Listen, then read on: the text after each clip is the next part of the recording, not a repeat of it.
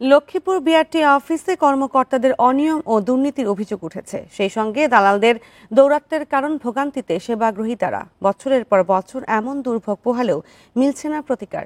দাবি তাদের, অনিয়ম ও দুর্নীতির অভিযোগের বিষয়ে তদন্তের পর ব্যবস্থার আশ্বাস দিয়েছে জেলা প্রশাসক।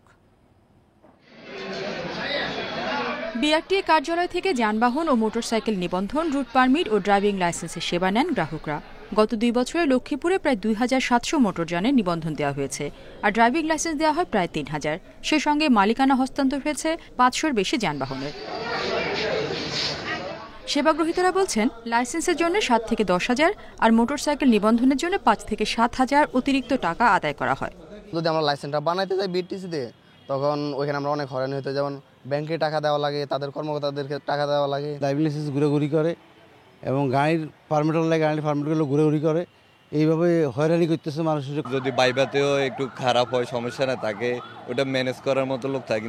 ভুক্তভোগীদের অভিযোগ, সহকারী পরিচালক মোহাম্মদ কামরুজ্জামান যোগ দেওয়ার পর থেকে বেড়েছে সিন্ডিকেটের দৌরাত্ম্য। তবে ভোগান্তির কথা অস্বীকার করেছে অভিযুক্ত কামরুজ্জামান, আর অভিযোগ তদন্ত করে দেখার আশ্বাস জেলা প্রশাসকের।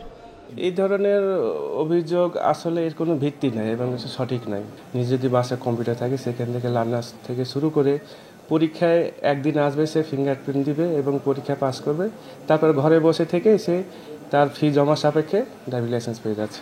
আমরা এই অভিযোগগুলো আগে ভালো করে শুনি এবং এটা খতিয়ে দেখব। যদি এটা সত্যি হয়, এটা গুরুতর অভিযোগ এবং এর তদন্ত সাপেক্ষে দায়ী ব্যক্তি এবং প্রতিষ্ঠানের বিরুদ্ধে আমরা প্রয়োজনীয় ব্যবস্থা গ্রহণ করব।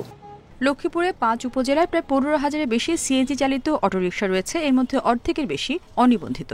বাস, ট্রাক ও পিকআপের সংখ্যা ৫ শতাধিক। এছাড়া মোটরসাইকেল রয়েছে প্রায় ২০,০০০। Independent news.